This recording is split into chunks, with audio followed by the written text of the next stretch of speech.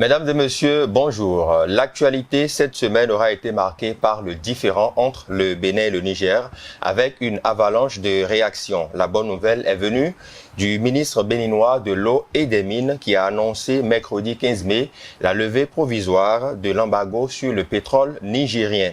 Quelle est alors la position du parti d'opposition, les démocrates, par rapport à la crise entre le Bénin et le Niger?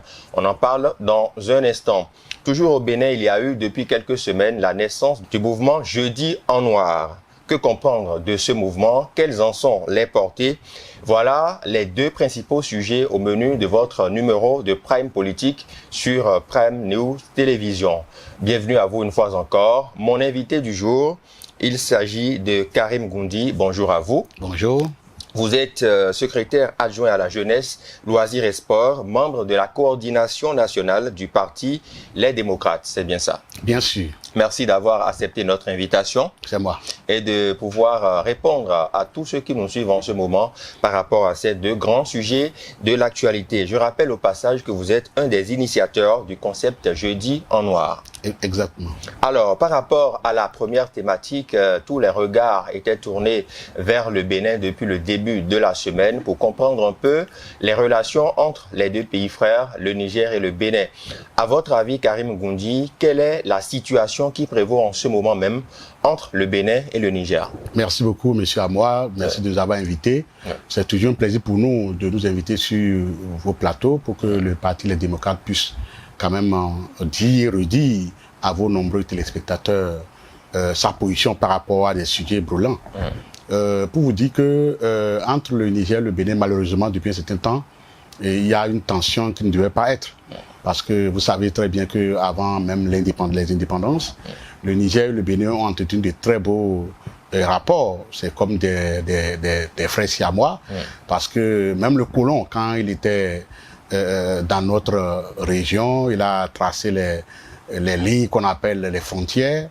Et le Bénin et le Niger ont toujours eu de très beaux rapports.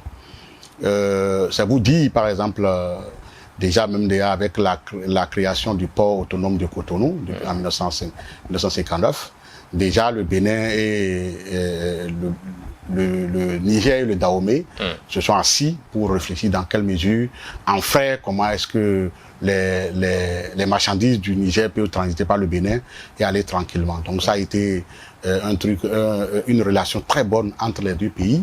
C'est ce que nous avons dit. Nous, au niveau du Parti des démocrates, bien avant même notre réaction par rapport à cette crise que nous prions de tous nos voeux pour que ça soit conjugué au passé.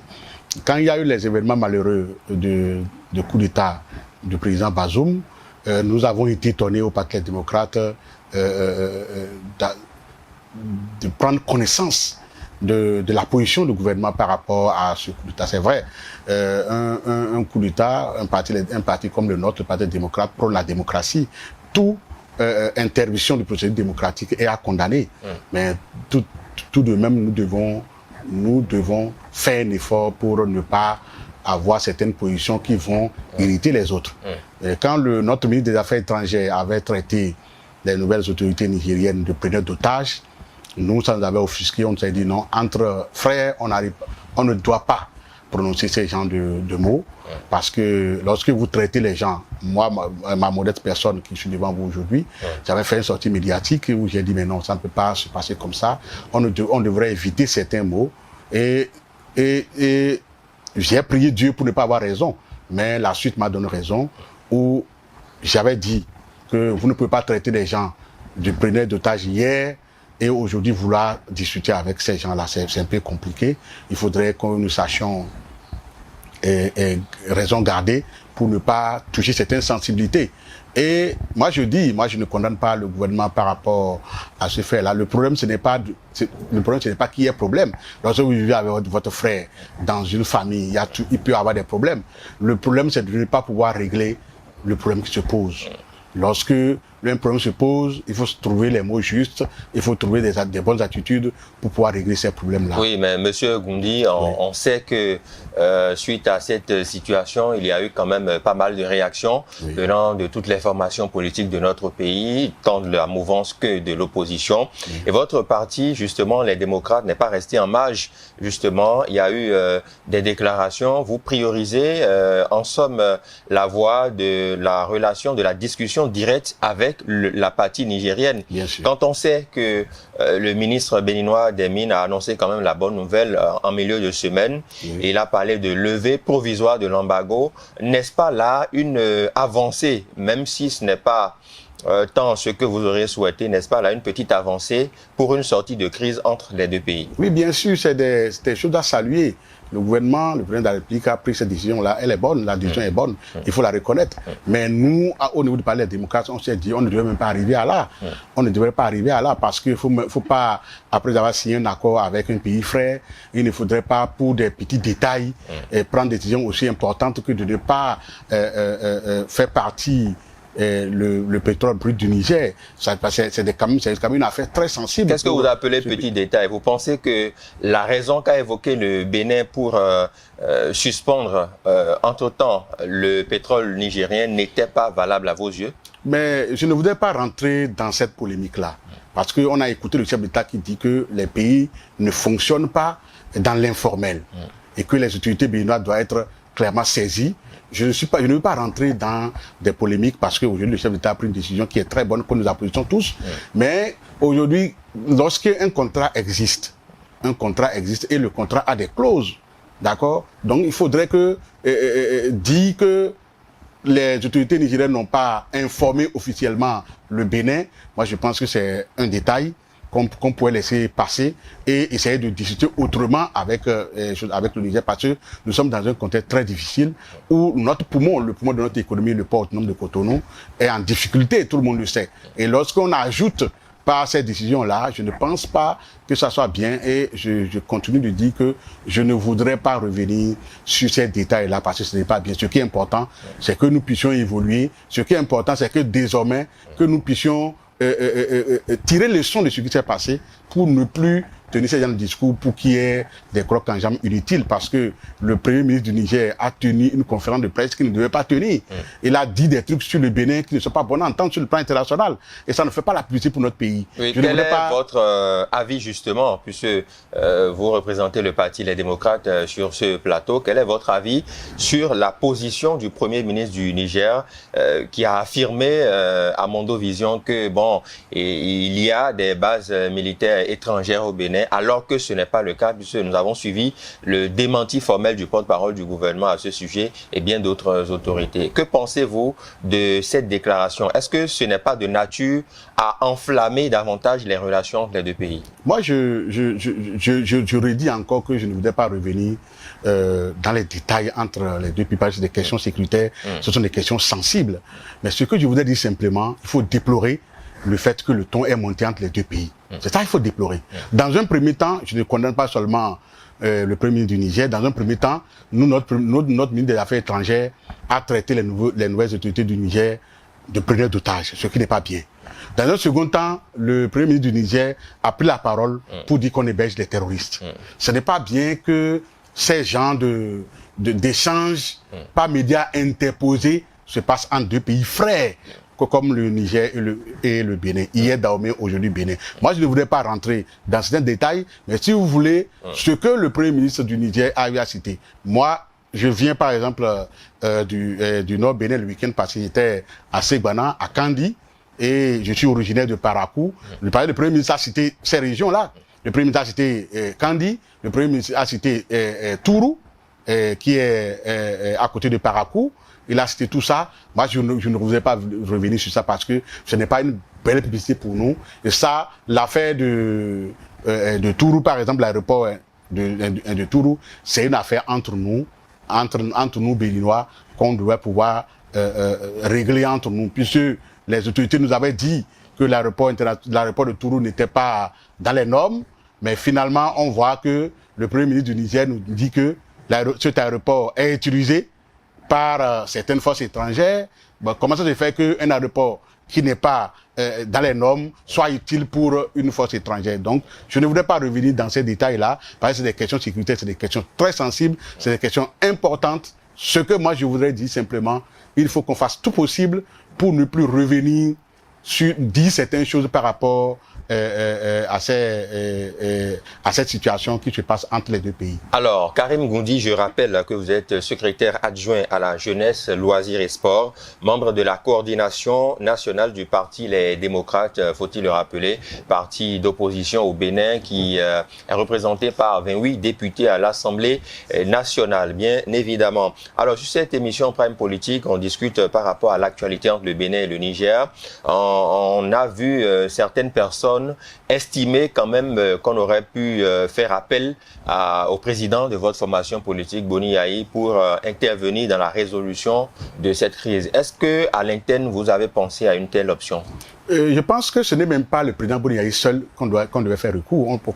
On peut faire recours aussi au président Nicéphore Dieudonné Soglo, qui est membre comme le président Boni Yayi du cercle des anciens présidents de l'Afrique, et avec le président Obasanjo, et ainsi de suite. On devait faire appel au président Nicéphore Dieudonné Soglo qui est dans sa 93e année et qui peut jouer un grand rôle. Et c'est pourquoi depuis toujours au Parti Les Démocrates, nous avons dit qu'il faudrait qu'il y ait un dialogue entre le président de la République et les anciens présidents qui sont encore vivants. C'est très important qu'il y ait ces échanges-là. Mais ces échanges existent, Monsieur Goundi. Non, on a vu par le passé Boni Yayi aller au palais de la Marina. Il y était allé avec justement, il a conduit une délégation récemment avec des membres de hauts cadres de votre parti. Ils ont échangé avec le chef de l'État. On a vu l'ancien président Nicéphore Soglo aussi au palais. Il y a des échanges qui se font. Vous ne pouvez pas dire ici que les échanges n'existent pas entre ces personnalités. Les échanges dont vous parlez existent. Je voudrais que ce soit au-delà de ces échanges-là. Quels sont les résultats de ces échanges-là? Si vous voulez, je reviens dans les détails. Le président Soglo, on a eu la chance de le rencontrer, il a dit qu'il a rencontré le chef d'État plusieurs fois. Le chef d'État l'a fait venir plusieurs fois pour le rencontrer. Il a dit, comme il s'agit de son pays, malgré le poids de l'âge, il est venu. Quand il est venu, qu'est-ce que le président Soglo a demandé? Libère les gens. Libère tout le monde. Il faut gracier les gens pour que les gens trouvent leur liberté, pour qu'on puisse faire chose là. Résultat, aujourd'hui, le président Nicéphore Dieudonné Soglo n'est pas satisfait. En tout cas, c'est ce qu'il nous a dit par rapport à ce qui est en train de se passer. Le président Yayi Allé, il dit, mais il faut libérer les étudiants, libérer les gens par rapport à la crise, ceux qui ont été arrêtés dans le cadre de la crise préélectorale de 2021. Il faut libérer les gens, il faut laisser. Le président de la République a dit, oui, il n'y a pas de souci, il va instruire le ministre de la Justice pour que ça soit fait. Résultat, la dernière fois, on était tombé des nues quand on apprend que d'autres ont été condamnés pour 36 mois, d'autres ont été condamnés pour 8 ans, d'autres ont été condamnés pour 10 ans. Ce n'est pas de ça qu'il est question. Il est question que le chef d'État fasse usage de son autorité pour quand même fasse usage du fait qu'il est le père de la nation pour libérer les gens. Mais au contraire, on a vu des gens parmi nous, parmi ceux qui ont été arrêtés, ont été condamnés pour 10 ans. Ce n'est pas de ce genre de dialogue-là qu'on veut. On veut des dialogues où des aînés parlent avec leurs jeunes frères et que les jeunes frères acceptent ce que les aînés disent et libèrent. Et prend au moins à témoin les aînés pour dire, bon, je libère les gens pour qu'il y ait la paix au pays, pour que l'atmosphère se calme un peu dans le pays. Parce qu'on est en train de gérer beaucoup de choses. On a faim, aujourd'hui on a faim, et on va encore gérer affaire des gens qui sont en prison. Donc il y a dialogue, d'accord, mais il faudrait que ça soit des dialogues productifs, avec de très bons résultats pour que nous puissions renouer avec la tradition du Bénin. La tradition du Bénin, c'est qu'on se parle, on se comprend, on laisse tomber les querelles et on avance. D'accord. Il y a que dans la sous-région aussi, on sait que la communauté économique des États de l'Afrique de l'Ouest, la CEDEAO, est très active aussi par rapport à certains sujets. Sur la situation de Bénin et le Niger, on n'a presque pas entendu la CEDEAO s'élever pour intervenir de quelque manière que ce soit. Peut-être que cela a été fait de façon informelle, on n'en sait rien, mais de façon officielle, on n'a pas vu le président Tinubu réagir, on n'a pas vu des communiqués officiels. Est-ce qu'au niveau du Parti Les Démocrates, cela vous étonne? Oui, ça nous étonne. Et comme vous le savez très bien, au sein du Parti Les Démocrates, il y a des personnalités qui ont eu à gérer le pouvoir, c'est pourquoi ils donnaient certains conseils. Parce que, vous voyez par exemple l'attitude de la CEDEAO. Là, maintenant, cette attitude n'est pas une bonne attitude. Parce que elle devait intervenir, aller jusqu'au bout, gérer le problème. C'est pourquoi on se disait, dès le départ, notre ministre des Affaires étrangères ne devait pas prononcer certains mots. Vous voyez, je vais vous donner un exemple simple pour que vos téléspectateurs puissent comprendre. Ouais. Parmi les pays, les 3 pays qui ont condamné sévèrement sur le Niger, du moins qui ont pris le devant pour condamner le Niger, il y a le Sénégal, il y a la Côte d'Ivoire. Le Sénégal n'a pas de frontière avec le Niger. Le port de Dakar ne dépend pas des activités économiques du Niger. Il y a la Côte d'Ivoire. La Côte d'Ivoire, on ne peut pas se comparer sur le plan économique à la Côte d'Ivoire. La Côte d'Ivoire n'a pas de frontière avec le Niger. La Côte d'Ivoire ne dépend pas des activités économiques du Niger. Même si elle dépend, c'est une relation très minime. La Côte d'Ivoire a des filières économiques. Le cacao, le café, ainsi de suite, l'or, le pétrole, tout ça, le caoutchouc. La Côte d'Ivoire a des filières économiques. La Côte d'Ivoire n'a pas le même problème que nous. Lorsque la Côte d'Ivoire condamne, lorsque le Sénégal condamne, nous, en tant que Bénin, qui avons une frontière avec le Niger, qui dépendons des activités économiques du Niger, on ne devait pas condamner de la même manière que ces 2 pays-là. La preuve aujourd'hui, ces 2 pays-là ne sont pas là. La preuve aujourd'hui, c'est que la CEDEAO ne dit rien, c'est-à-dire ne dit rien pratiquement. Quand vous allez à Malanville, c'est la désolation totale. C'est la désolation. Vous savez très bien qu'il y a des villes, il y a des régions du Bénin qui dépendent du transport des gros porteurs. Aujourd'hui, ces villes-là, aujourd'hui, l'activité est au ralenti. Et c'est ce que nous évitions, c'est ce que nous avons dit. Lorsqu'un problème se pose, ce qui s'est passé au Niger, nous ne souhaitons pas ça. Nous sommes jeunes, nous faisons de la politique, nous voulons que l'Afrique amorce vraiment une ascension démocratique pour que les acquis soient pérennisés et que les trucs. Mais si par hasard, si par mégarde, un coup d'État venait, on doit condamner, mais avec modération. Les règles élémentaires qu'on a apprises en relations internationales, c'est qu'on ne doit pas s'ingérer dans les affaires d'un pays. Donc, faire comme si le Bénin avait un contrat particulier avec le président qui a été déchu, c'est ça qui est déplorable. Comme l'a dit le général de Gaulle, la France n'a pas des amis, la France n'a que des intérêts. Tout pays doit fonctionner comme ça. Lorsqu'il y a un coup d'État au Niger, notre président de la République doit s'asseoir pour réfléchir. Où est l'intérêt du Bénin? L'intérêt du Bénin, c'est de tenir un discours diplomatique avec les nouvelles autorités du Niger, tout en demandant quand même le rétablissement de l'ordre constitutionnel, mais ne pas prononcer des mots, preneur d'otages, ainsi de suite. C'est ça qu'il ne faut pas faire. Et aujourd'hui, la CEDEAO est là, elle ne dit rien. Tinubu est devenu comme une carpe. Il ne parle pas, la situation est en train de s'envenimer entre nous. Vous n'avez pas dit ça quand même d'un président de la République en exercice quand même. Non, bon, ce n'est pas une injure. Et ça veut dire simplement qu'il n'a pas parlé. Il devait taper du poing sur la table pour dire, mais il ne faudrait pas que ça agisse sur nos relations économiques entre nous. Il y a eu plus de 800 kilomètres de pipeline entre cette région du Niger et ses mains. C'est des milliards qui ont été dépensés. Et ce que je suis en train de vous dire aujourd'hui, il y a des pays limitrophes qui souhaiteraient que le pipeline du Niger passe par ces pays-là et qui ont le port et qui sont prêts aujourd'hui, selon nos informations, qui sont prêts aujourd'hui à investir pour construire ce pipeline-là pour que le pétrole passe par là. Nous, on n'a pas intérêt que ça aille là-bas. Aujourd'hui, c'est le Niger qui a son pétrole. C'est eux qui ont le pétrole. On doit faire de sorte que entre eux et nous, qu'il n'y ait pas de problème. Mais parce qu'ils ont le pétrole, il faut leur faire la coubette, il faut se mettre à genoux pour leur parler. Est-ce que, quelque part, il n'y a pas une certaine souveraineté aussi à respecter de notre côté? Non, c'est un peu facile quand, effectivement, ce que vous dites, j'ai écouté certains députés, certains hommes politiques dire, faut pas qu'on fasse des coubettes ou autre. Le Niger ne demande même pas que le Bénin fasse des coubettes. Le Bénin ne peut même pas faire des coubettes devant le Niger. C'est pas possible.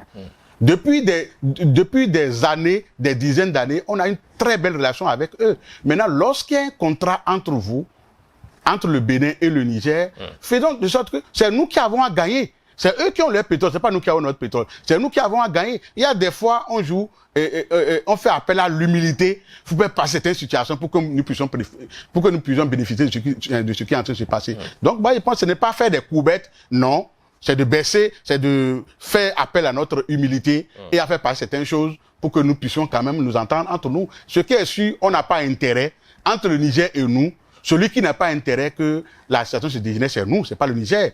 C'est pas le Niger. Et comme je vous l'ai dit tout à l'heure, d'autres pays sont prêts aujourd'hui à financer pour que le peuple passe par eux. Nous, on n'a pas intérêt parce que une baril de pétrole brut exporté, le Bénin prend quand même des tasses sur ça. Donc, on a besoin de, quelque part, c'est des milliards qui vont venir dans notre budget, qui va nous permettre quand même de supporter les dépenses budgétaires du Bénin. Voilà. D'accord. Toujours par rapport à cette situation entre le Bénin et le Niger, il y a eu une récente sortie du porte-parole du gouvernement face à la presse, justement, comme il en a l'habitude.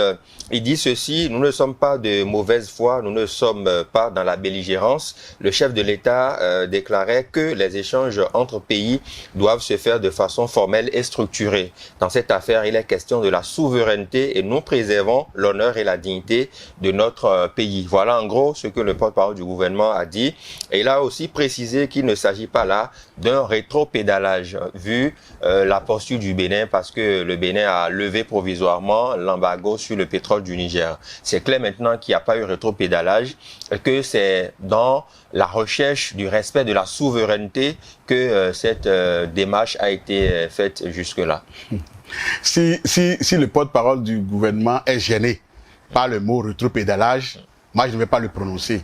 Notre problème, ce n'est pas une affaire de rétropédalage ou pas, ainsi de suite, ainsi de suite. Le problème, c'est que la situation soit réglée pour que le Bénin puisse en bénéficier. Moi, je me rappelle ici d'une visite d'État du président Bazoum au Bénin, où le président de la République disait: le pétrole du Niger, c'est le pétrole du Bénin. Le pétrole du Niger, c'est le pétrole du Bénin. Ça veut dire que nous sommes frères. Entre frères, lorsqu'il y a un problème qui se pose, on peut régler le problème. On peut régler le problème. Il ne faut pas qu'on cherche à savoir c'est lui qui a raison, c'est lui qui n'a pas raison, c'est lui. Non, il faut régler le problème. Il faut que l'entente puisse arriver. Mais il y a un début de solution déjà. Exactement, c'est ce que nous souhaitons. Ouais. Moi, j'ai vu, on a dit levée provisoire. Moi, je voudrais qu'il y ait une levée complète. Il ne faut même pas que cette levée soit provisoire. Il faut qu'elle soit complète pour que les pays puissent s'entendre, pour que les pays puissent collaborer correctement et que les Nigériens puissent avoir l'assurance que sur le territoire béninois, il n'y a pas une menace à leur porte et ouvrir les frontières à leur niveau pour que les échanges soient plus fluides. Est-ce qu'au niveau du parti Les Démocrates, vous pensez le contraire? Parce que les Nigériens ont affirmé qu'il y a quand même des bases militaires étrangères. Ils ont affirmé sans preuve, on peut le dire, parce que nos autorités ont affirmé le contraire. Le porte-parole du gouvernement, je le précise aussi à l'attention de ceux qui nous suivent, a demandé que les Nigériens viennent au Bénin et fassent le constat et peuvent déployer tous les moyens logistiques et aériens pour vérifier s'il y a une base militaire au Bénin.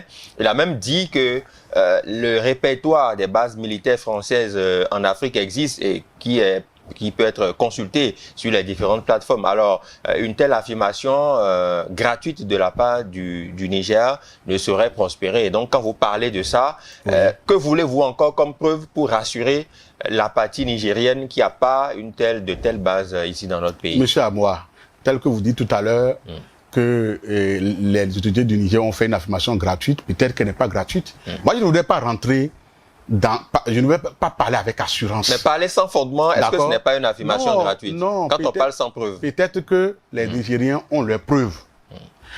Tout ce que moi, je parle sur des faits. Les faits, c'est que j'ai constaté que les autorités du Niger ont dit, par rapport aux renseignements qu'elles ont, que la France est une menace pour le Niger. Les soldats français n'ont qu'à partir, plier les bagages partis. Les Français sont partis. C'est une décision aussi très grave que les autorités prennent décision pour dire les Français n'ont qu'à plier bagages. Les mêmes autorités ont dit, par rapport à ce que nous avons comme information, les Américains aussi doivent plier bagages. Les Américains ont plié bagages. C'est une décision très grave. Et que ces deux décisions prises par ces autorités, on ne peut pas dire que les décisions ont été prises à la légère. C'est par rapport à certaines informations qu'elles ont pris cette décision-là. Ouais. Et les autorités du Niger savent très bien que les décisions sont tellement graves que ça peut agir sur leur propre existence. Donc, pourtant, elles ont pris cette décision-là. Si ces mêmes autorités reviennent pour nous dire, attention, les Béninois hébergent nos ennemis, Mais pourquoi vous voulez que moi, je dise d'emblée, je n'ai pas de preuves que c'est faux, pour dire que c'est faux? Moi, aujourd'hui, les autorités du Niger, ceux qui sont au pouvoir aujourd'hui, c'est les généraux, c'est des militaires, ce n'est pas des civils, c'est des gens qui s'y connaissent. Maintenant, moi, je n'ai pas le matériel qu'ils ont pour pouvoir vérifier. Eux, ils ont vérifié, ils ont dit que c'est ça. Ils ont quoi à gagner en faisant ces affirmations aussi graves? C'est là où moi, je porte des réserves. Je me dis, attention, il faut faire attention. Il faudrait que nous, les Béninois, qu'on vraiment montre les preuves, qu'on montre réellement que nous ne sommes pas une menace c'est-à-dire pour eux, oui, en s'asseyant. Oui, nos autorités leur ont demandé de venir vérifier. Non, Ils peuvent venir faire le constat. Non, vous savez, un pays ne demande pas à un autre pays de venir vérifier ses bases militaires. C'est pas possible. Sur le plan sécuritaire, ça ne se fait pas. Lorsque le porte-parole dit qu'ils peuvent venir, mais si aujourd'hui les Nigériens viennent, c'est là où on les amène qu'ils vont voir. Donc ce problème-là, cet argument pour moi ne tient pas. Cet argument ne tient pas. C'est là où les autorités béninoises veulent que les Nigériens voient qu'ils vont voir. Ça veut dire quoi? Je ne dis pas que ça existe ce qu'ils sont en train de dire. Ça veut dire que les ennemis du Niger peuvent exister bel et bien au Bénin.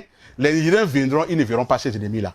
Puis c'est les autorités qui les amènent. Quand ils vont les amener, c'est un lieutenant, c'est un colonel, ils vont dire, bon, envoyez les experts du Niger, qu'ils aillent vérifier à Kandi, à Segbana, à Karimama, ainsi de suite, à Tourou, ainsi de suite. C'est là où ils vont les amener qu'ils vont aller. Eux ne peuvent pas dire, par rapport aux informations que nous avons, ce n'est pas là-bas que vous devez les amener, vous devez les amener de l'autre côté. Ils ne peuvent pas le dire. Donc, dire que on invite les Nigériens à venir voir si il y a base militaire, une base militaire quand même, ce n'est pas une petite boîte. C'est un argument pour moi qui ne tient pas. C'est un argument qui ne tient pas. Mais ce n'est pas vrai. Une base militaire n'est pas une aiguille dans une boîte de foin. On peut le dire quand même. Tout à l'heure, vous avez dit que les bases militaires françaises en Afrique sont connues. Ouais. Alors, est-ce que la France a intérêt que les bases militaires françaises en Afrique soient connues? Et que quand on prend votre téléphone, vous prenez votre ordinateur, vous tapez base militaire française, que toutes les bases militaires françaises s'affichent.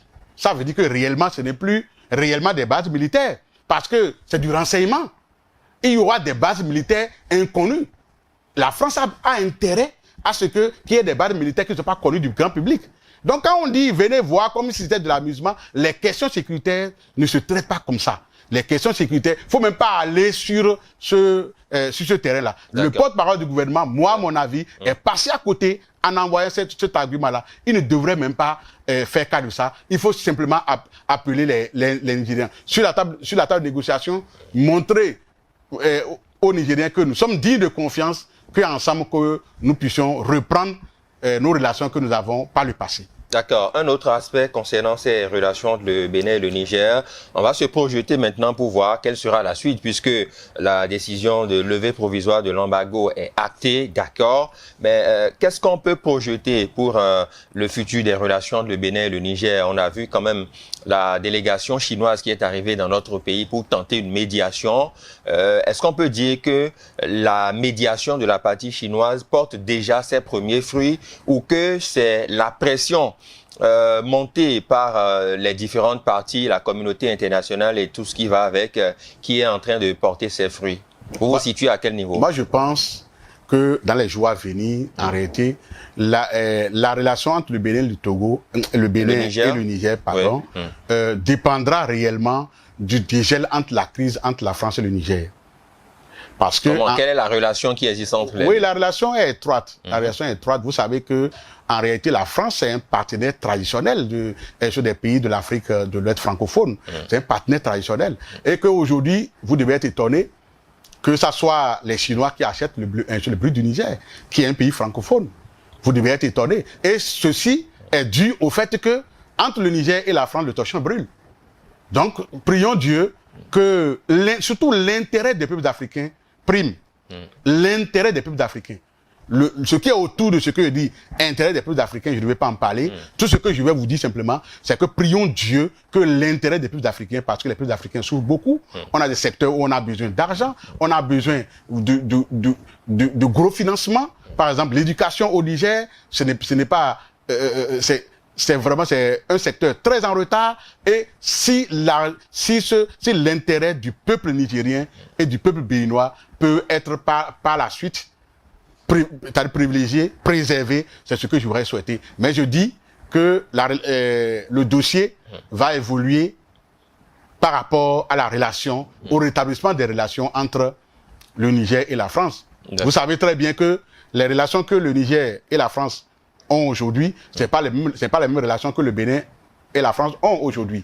Donc ça veut dire qu'aujourd'hui, entre la France et le Bénin, le courant passe correctement, alors que de l'autre côté, le courant ne passe pas.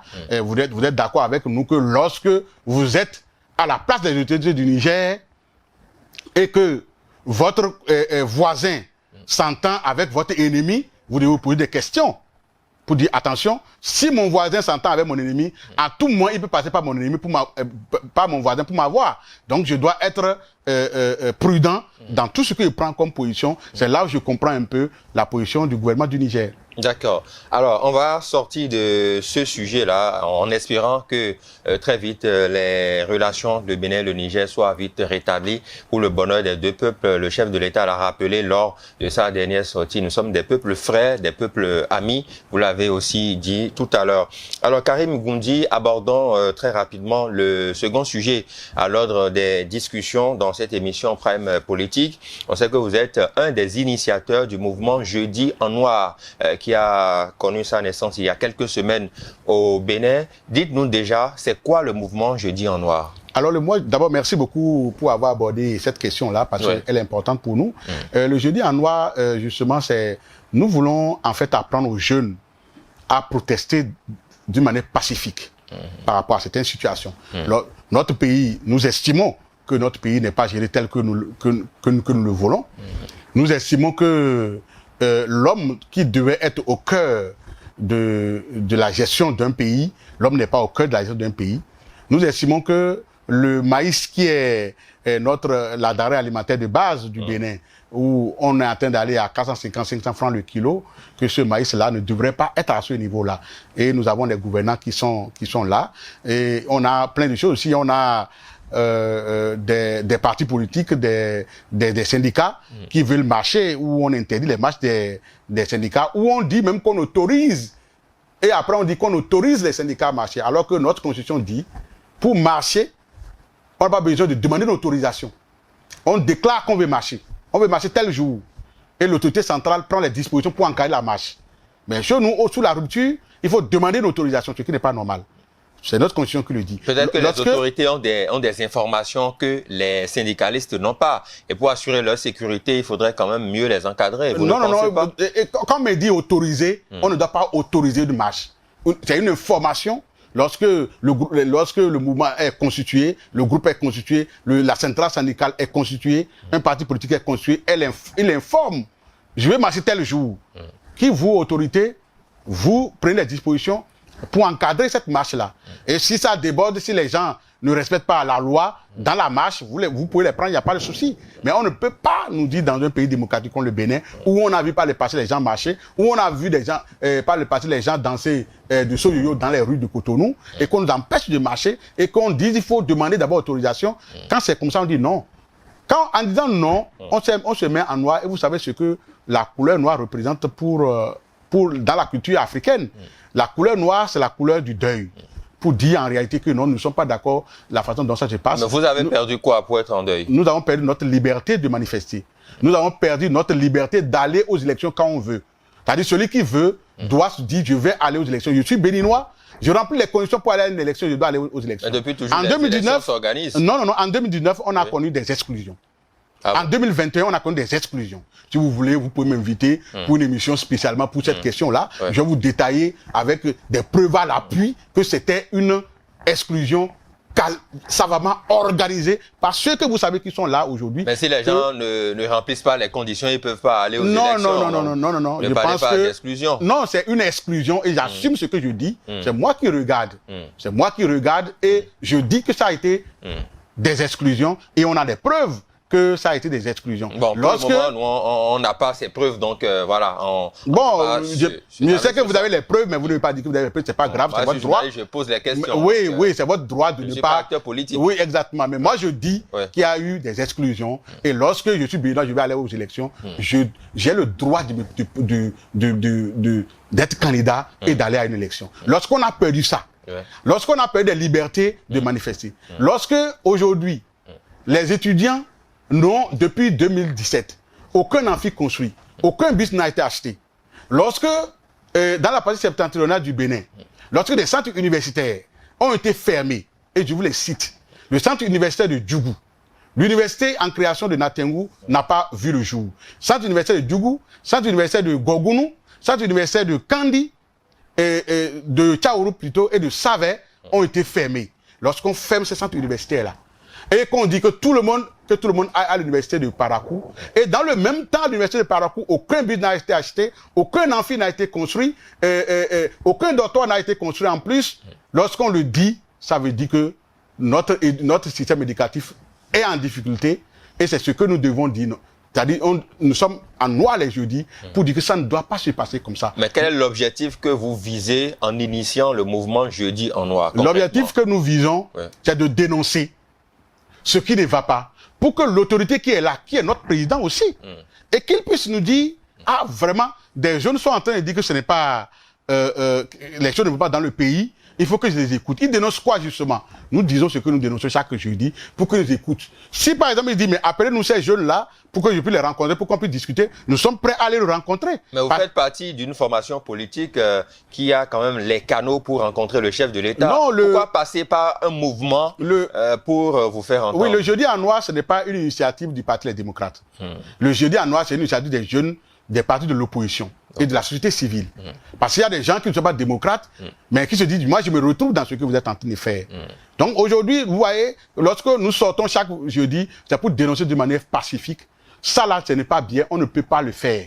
Et comme nous savons que le dialogue, la compréhension est une qualité des Béninois. Donc nous pensons que les autorités vont nous écouter et ils vont nous dire, pourquoi pas peut-être un jour, ils vont nous dire, que les jeunes viennent nous rencontrer, nous dire réellement de vive voix leur doléance par rapport à tout. Et on va les dire, parce que nous sommes Béninois, nous sommes tous Béninois, et lorsque ça ne va pas, nous avons le droit de dire que ça ne va pas, nous ne le faisons pas dans la violence, nous le faisons d'une manière pacifique, et lorsqu'on parle de violence justement, est-ce qu'en temps normal, un parti d'opposition comme le Parti des démocrates par exemple, dont je suis membre, les jeunes des partis d'opposition qui sont dans le mouvement Jeudi en noir n'ont pas intérêt qu'il y ait violence. Ceux qui sont là maintenant, c'est eux qui sont au pouvoir. Nous luttons pour prendre le pouvoir. Lorsque vous luttez pour prendre le pouvoir, vous n'allez jamais souhaiter que la violence vienne. Si la violence vient, comment vous allez prendre le pouvoir et le gérer? Donc c'est pour dire que nous sommes pacifiques. Le combat pour la restauration de notre démocratie, nous ferons le combat par les idées. Nous ne ferons pas le combat par les muscles. Nous n'avons pas des muscles. Celui qui a des muscles, il y a des secteurs dans lesquels il faut aller travailler. Ce n'est pas pour venir se bagarrer dans les rues de nos villes avec les policiers, ainsi de suite. Non. Nous vous disons, nos chères autorités, la façon dont vous gérez notre pays, nous ne sommes pas d'accord. L'homme doit être au cœur de ce qui est en train de se passer. D'accord. On vous a vu récemment au domicile de l'ancien président Nicéphore Dieudonné Soglo. Voilà, on a vu les images. Vous étiez tous en noir. Il a arboré aussi du noir.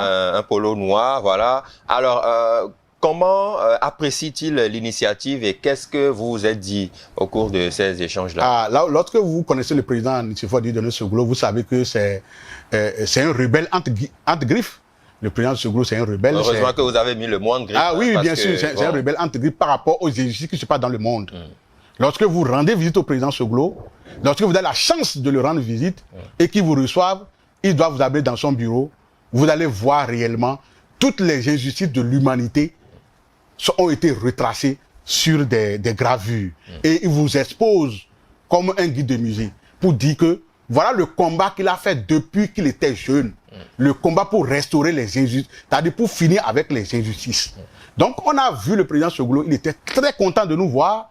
Il dit mais comment? Qu'il est très content de voir à 93 ans qu'il voit quand même des jeunes comme nous. Nous ne sommes pas d'accord de la façon dont le pays est géré. Et d'une manière pacifique, nous nous mettons en noir. Nous avons profité Il était en noir, d'accord, maintenant on profitait pour lui donner un t-shirt et un Lacoste en noir, pour qu'il puisse désormais, chaque jeudi, lui aussi, en faisant son jogging, porter pour être en phase avec nous. Il était très content de voir que nous faisons le travail qu'il faut faire. Il était très content. Il nous a dit qu'avec ce qu'il est en train de voir, il peut partir tranquillement, il peut partir en paix, parce que lorsque ça ne va pas, il faut dire non, ça ne va pas. Et que c'est le contraire qui l'aurait étonné, que lui désespérait. Il désespérait de voir des jeunes qui ne font rien. Il faut se lever, il faut bouger, il faut dire ça ne va pas, il faut taper du poing sur la table, mais d'une manière pacifique. Parce qu'il ne faut pas que les gens pensent que les Noirs ne sont pas civilisés pour quand même dire leur point de divergence dans la paix, dans le calme pour que nous puissions nous entendre. Parce que le Bénin nous appartient tous. Là où je suis un partisan de la paix, je suis un partisan de la non-violence. De la non-violence, surtout les édifices publics, on ne doit pas toucher parce que c'est l'argent du contribuable qui a construit. On n'a même pas le temps pour le faire. Nous, on pense que ceux qui font de la violence, c'est les faibles qui sont dans la violence. Quand on est fort, on va avec les idées, on fait le débat et on démontre que ce qui c'est pas bien et on évolue. Karim Goundi, est-ce que votre mouvement peut fédérer la jeunesse béninoise aujourd'hui? Est-ce que vous avez le sentiment que du nord au sud, de l'est à l'ouest, tout le monde peut adhérer dans une certaine majorité à l'idée prônée par le mouvement Jeudi en Noir? Ah oui. Nous avons déjà des preuves. Nous avons, comme vous le dites, on ne lance pas seulement le mouvement Jeudi en Noir Cotonou et on reste dans nos 4 murs. On va sur le terrain. Je vous ai dit tout à l'heure que j'étais à Segbana. Segbana, c'est l'autre bout du monde. Hein. On était à Segbana, on était à Malanville, Karimama. Et à Karimama, si vous savez que déjà à 18h, c'est le couvre-feu. On ne circule plus. Malgré ça, nous sommes allés de l'autre côté. Les jeunes ont soif. Les jeunes veulent dire à leur niveau, ça ne va pas à leur niveau. Dire à nos dirigeants, la façon dont vous nous dirigez, ce n'est pas ça. Changez la façon de gérer. C'est vous qui avez les manettes. C'est vous qui avez les manettes. Lorsque on a eu la chance de rencontrer le président Boni Yahi, qui nous a dit quelque chose de très intéressant, une métaphore très intéressante. Il dit, lorsque vous avez un pilote qui est à la commande d'un avion gros porteur, dont je tais le nom pour ne pas faire la publicité, à une compagnie, et qui a derrière lui, le pilote a derrière lui plus de 600 personnes. Mais lorsqu'il va mal, lorsqu'il roule mal, vous voyez qu'il est en train d'aller mal, vous n'allez pas vous taire pour dire, bon, c'est lui qu'on a désigné au décollage, c'est lui qu'on a désigné pour qu'il puisse nous faire des trucs. Lorsque vous voyez que l'avion est en train d'aller vers une montagne pour s'écraser, vous n'allez pas quand même vous taire. C'est exactement ce que nous sommes en train de faire. Nous pensons que nous sommes en train d'aller dos au mur. Nous pensons que nous sommes en train d'aller au mur. Nous pensons que le code électoral qui est voté là, le 6 mars passé, nous pensons que le code électoral va nous amener directement au mur. Et c'est ce que nous ne voulons pas pour notre pays. Ce qu'on a connu en 2019, ce qu'on a connu en 2021, on ne veut plus connaître ça aujourd'hui. Donc c'est pourquoi nous tirons la sonnette d'alarme pour dire, attention, chères autorités, essayez de revoir votre copie. Pour que nous puissions nous asseoir. Pour que ce code électoral, par exemple, qu'on puisse relire le code électoral dans un consensus total, qu'on puisse aller aux élections. Et de passage, moi je dis merci aux cadres de l'Église catholique qui ont quand même initié un colloque qui nous a permis de réfléchir. Et je vois que le clergé continue toujours par tirer la sonnette d'alarme, parce qu'ils doivent tirer la sonnette d'alarme, parce qu'ils entendent des choses, parce que le peuple n'est pas heureux. Et ce qui est en train de se passer, ce qui va venir, il ne faudrait pas qu'on vive encore 2019 et 2021. Donc tous ceux qui peuvent nous aider dans le jeudi en noir, qui peuvent venir pour que nous portons du noir chaque jeudi, qu'ils viennent. Tous ceux qui peuvent nous permettre de rencontrer ceux qu'on peut rencontrer pour baisser la tension, qu'ils viennent. Ceux qui peuvent nous aider à rencontrer, pourquoi pas le chef de l'État, pour que nous puissions dire au chef de l'État, voilà ce que nous créons. S'il vous plaît, c'est ce que nous créons ça. Vous avez déjà la soixantaine, le président Soglo, 93 ans, le président Yahi, son 13 ans, ainsi de suite. Le Bénin de 30 ans ne les appartient pas. Le Bénin dans 30 ans nous appartient à nous. Donc il ne faudrait pas que... vous pouvez faire des erreurs, tout le monde peut faire des erreurs. Le problème, ce n'est pas de commettre des erreurs, non. C'est persister dans l'erreur qui est un problème. Donc, comme si vous commettez une erreur, on vous dit, ah, monsieur le président de la République, vous êtes en train de commettre l'erreur à ce niveau-là. Ce n'est pas vous manquer de respect. Au contraire, c'est vous aimer en vous disant, vous êtes en train de faire commettre une erreur, corriger l'erreur pour que nous puissions avancer. Si là où nous sommes aujourd'hui, monsieur Amoa, vous pouvez nous faire rencontrer les jeunes de la mouvance présidentielle. Des jeunes influents qui peuvent nous permettre de faire un colloque entre jeunes du Bénin. Sans parti pris, c'est-à-dire c'est pas opposition mouvement tout mélangé, on s'assoit d'une manière objective, on réfléchit sur le Bénin et on fait des propositions au chef de l'État. Nous sommes prêts à le faire. Parce que peut-être que vous, les journalistes, vous avez des entrées là où nous ne pouvons pas rentrer, donc aidez-nous s'il le faut. Si vous pouvez nous faire rencontrer le chef de l'État, nous sommes prêts. Si vous pouvez nous faire rencontrer la première dame et que nous pouvons parler à la première dame, qu'elle puisse parler au chef de l'État pour que le chef de l'État puisse nous écouter, alors là, il n'y aura pas jeudi, c'est-à-dire il n'y aura plus jeudi en noir. Oui, justement, j'allais demander la date d'expiration de votre mouvement jeudi en noir. On sait que en 2013 déjà, on avait connu le mouvement Mercredi rouge qui s'opposait contre une réforme constitutionnelle en gestation sous le régime de l'ancien président Boni Yayi. On a vu des figures fortes à l'époque. Ce mouvement a disparu bien peu de temps après. Est-ce que vous, dans votre projet, c'est un mouvement qui est parti pour durer sur le long terme ou bien dès que vous accédez au pouvoir, dès que vos objectifs sont atteints, ça sera rangé aux oubliettes comme ce fut le cas du Mercredi rouge? Nous, dans notre cas, nous avons un rendez-vous très important en 2026. Ce sont les élections générales. Déjà, le 11 janvier 2026, nous aurons les élections législatives et communales. Et nous prions Dieu que, en relisant le code, ce que nous souhaitons, en relisant le code, que l'article 210 de ce code soit revu, qui parle de repartir en 2020, prendre les résultats des élections communales 2020 pour élire ou bien nommer les chefs de village et quartiers de ville. Et que désormais, en relisant, qu'on dise que ce sont les résultats de 2026 qui vont nous permettre de mettre en place ces chefs de village et quartiers de ville. Dans votre mouvement, pas en faire en 2026? Non, ça ne peut pas faire en 2026. Mais notre objectif numéro 1, c'est qu'on puisse traverser 2026 dans la paix, dans la quiétude, dans le pays. C'est très important. Et je ne pense pas que ce mouvement-là puisse prendre fin en 2026. C'est pas possible. Nous allons continuer après 2026, mais nous ne voyons pas d'abord après 2026. Notre objectif, c'est 2026. Faire de sorte que tirer la sonnette d'alarme pour que nous puissions passer 2026 dans la paix et dans la quiétude. Que le président de la République, le président Patrice Talon, puisse passer la main en 2026 dans la paix et dans la quiétude. Comme d'habitude, on a l'habitude de le faire là. Et que le prochain président puisse prêter ses mains à Porte-Nouveau, comme d'habitude, et que le Bénin continue pas à vivre. Moi, je voudrais ajouter ceci en disant ceci. Moi, je suis un croyant. Alors, je n'ai pas de leçon à donner à ceux qui ont des ambitions pour être président de la République. Ce qu'il faut retenir simplement, nous sommes un peuple croyant et le pouvoir est divin. C'est Dieu qui donne le pouvoir. Donc, lorsque vous voulez être candidat et vous pensez qu'en voulant être candidat, ça va créer des problèmes, s'il vous plaît, revenez, laissez tomber. Si c'est votre tour, vous allez être élu président, il n'y a pas de problème. D'accord. Karim Goundi, qui finance aujourd'hui le mouvement Jeudi en Noir? Jeudi en Noir, c'est nous entre jeunes là, c'est nous qui nous retrouvons et qui cotisons. Difficilement, on arrive à faire les t-shirts. Donc, on n'a pas encore de financiers. Si vous pouvez nous aider. De personnalités locales ou étrangères derrière votre projet? Non, pas du tout. Pas du tout. Pas encore. D'hommes influents qui vous financent en secret? Pas encore. Et je comprends pourquoi c'est comme ça.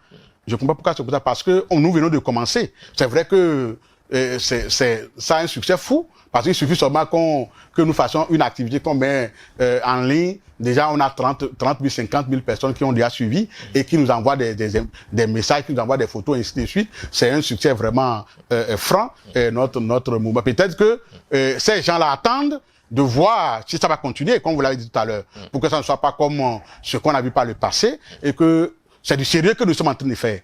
Donc, et quand nous sommes allés rencontrer le président Soglo, et les gens ont compris réellement que nous ne sommes pas là. Nous ne pouvons pas aller mentir au président Soglo. Nous ne pouvons pas aller, s'il y avait d'autres présidents qui existaient, on allait partir rapidement les rencontrer. Nous ne sommes pas allés rencontrer le président Yahi pour l'instant, parce que c'est lui qui est le président d'un parti politique. Nous voulons des personnes neutres. Rencontrer des personnes neutres. Vous pensez que le président Soglo est neutre? Le président Soglo est neutre. Le président Soglo n'a pas de parti politique.